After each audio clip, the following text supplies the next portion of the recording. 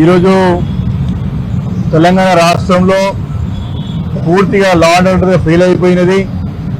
ఈ యొక్క హోంశాఖ బాధ్యతలు కూడా ముఖ్యమంత్రి రేవంత్ రెడ్డి గారి మీద పెట్టుకొని పూర్తిగా అరాచకాలు, ఈ రకమైనటువంటి రాజకీయ ప్రేరితమైనటువంటి దాడులు ప్రోత్సహిస్తూ తన పబ్బం గడుపుకుంటా ఉన్నాడు ముఖ్యమంత్రి రేవంత్ రెడ్డి గారు. ఈరోజు తెలంగాణ రాష్ట్రంలో చాలా స్పష్టంగా అర్థమవుతా ఉన్నది. ఇటు కేంద్రంలో సహాయ మంత్రి హోంశాఖ సహాయ మంత్రి ఉన్నటువంటి బండి సంజయ్ గారు, ముఖ్యమంత్రి రేవంత్ రెడ్డి గారు ఇద్దరి యొక్క చీకటి ఒప్పందం తెలుసు అందరికీ. వారిద్దరి యొక్క చీకటి వ్యాపారాలు తెలుసు అందరికీ. ఏ రకంగా ఎప్పుడు ముఖ్యమంత్రి గారికి ఆపద వచ్చినా, ఎప్పుడు ప్రజల నుంచి కూడా తిరుగుబాటు వచ్చినా ముఖ్యమంత్రి గారికి మొట్టమొదటి సహాయపడేది కేంద్ర సహాయ మంత్రి ఉన్నటువంటి బండి సంజయ్ గారు.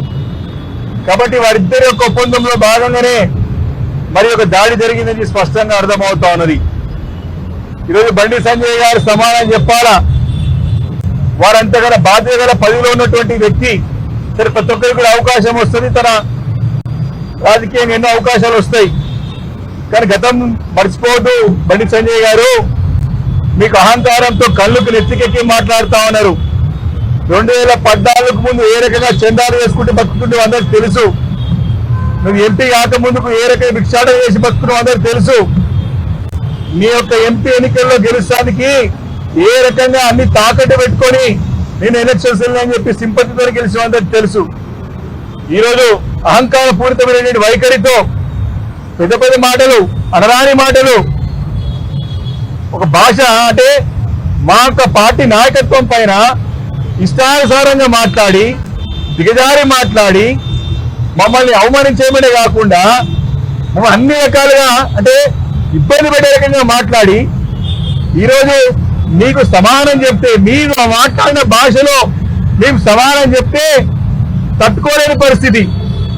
మీరు మాట్లాడిన భాషలోనే మేము సమానం చెప్తే ఎగరేరి పడుతున్నటువంటి సంగతి చాలా స్పష్టంగా మొన్న కౌశిక్ రెడ్డి గారి పైన జరిగిన దాడి పూర్తిగా బండి సంజయ్ యొక్క ప్లాన్ ప్రకారమే వారింటి దగ్గర నుంచే లాఠీని తీసుకొని అన్ని రకాలైనటువంటి మరి హత్యాయత్నం చేయాల్సినటువంటి సామాగ్రి అంతా కూడా తీసుకొని అన్ని కూడా ఆయుధాలు తీసుకొని ఆ రోజు మొన్న ఎమ్మెల్యే క్యాంప్ హౌస్ మీదకి కౌశిక్ రెడ్డి గారి వారికి దాడి చేసినారు.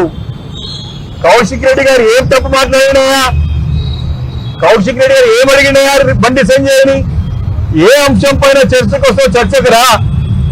నీ యొక్క భాష తొత్తిరి భాష కాకుండా ఊకే ఇష్టం వచ్చే మాట్లాడదు కాదు.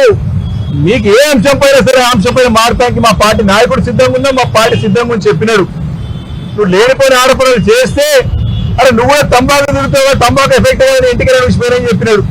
నువ్వేమో మా కేటీఆర్ డ్రగ్స్ అంటావు, నువ్వు కేసీఆర్ వాళ్ళకి పుట్టినవని అడుగుతావు. మేము అలాంటి భాష మాట్లాడలేము. మేము చాలా స్పష్టంగా అంశం పైన మాట్లాడినాం.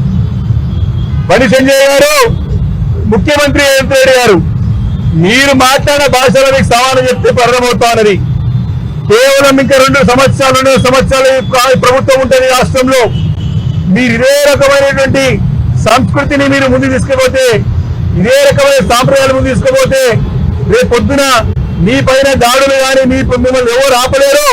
మీరు కరీంనగర్ కాలు వేసి పోయి గుజరాత్ లో యూపీలో తలవాల్సుకోవాల్సినటువంటి సందర్భం వస్తుంది. బండి సంజయ్ అని చెప్పి హెచ్చరిస్తా ఉన్నాను. వారి కార్యకర్తలు అంటే ఆపుకోలేకపోయారంట. మరి మా కార్యకర్తలు ఆపకూడదు. 10 సంవత్సరాలలో మేము లా అండ్ ఆర్డర్ మెయింటైన్ చేసేవాటే బతికి బట్టలు బయటపడ్డావు నువ్వు కానీ రేవంత్ రెడ్డి గారు కానీ. మా లా అండ్ ఆర్డర్ పర్ఫెక్ట్ ఉంది కాబట్టి మీరు ఈరోజు రాజకీయంగా ఎదగలేరు, రాజకీయం ముందుకెళ్ళగలుగుతున్నారు. కానీ ఆ పరిస్థితులు రాబోయే భవిష్యత్తులో ఉండవు.